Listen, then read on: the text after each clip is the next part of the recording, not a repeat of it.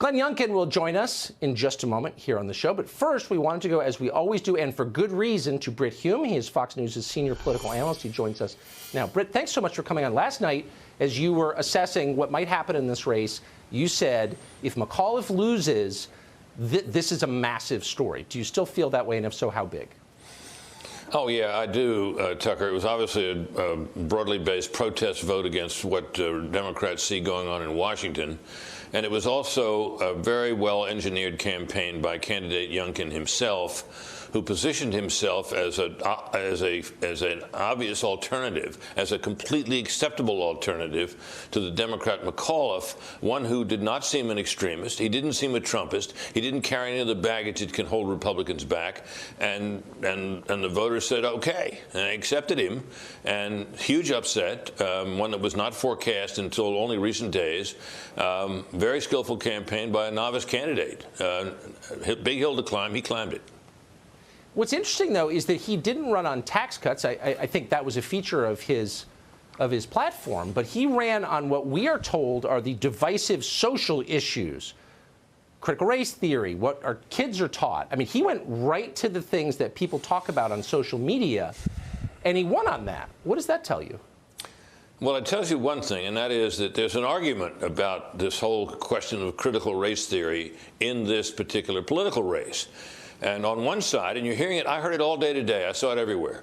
Critical race is not taught in Virginia schools. Critical race theory is not taught in Virginia schools. The AP and the NBC are saying it. It's being said everywhere on the left.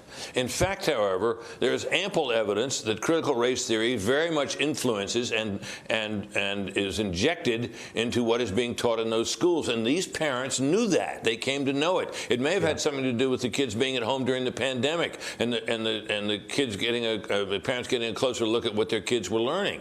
But that was out there, and the parents were right, and Youngkin was right, and the left and Terry McAuliffe and the rest of them were wrong on the facts, and as a result, people weren't going to vote for somebody who didn't think there was a problem. Well, exactly. Youngkin did. So that's where that comes out. And of course, you have people on the left and some, shin pullers saying, well, it was the Republicans who injected race into this election. Baloney. Yeah. The critical race theory itself injects race into the lives of our school children.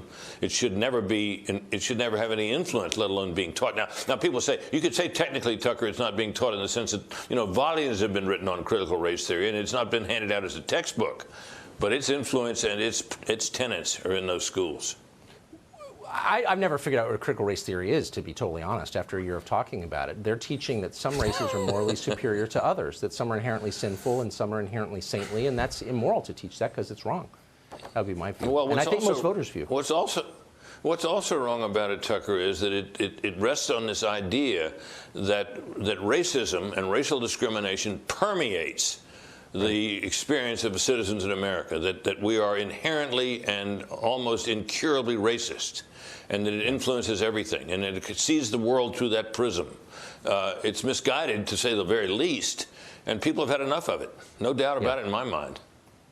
That's for sure, finally. Brit Hume, great to see you tonight. Thank you.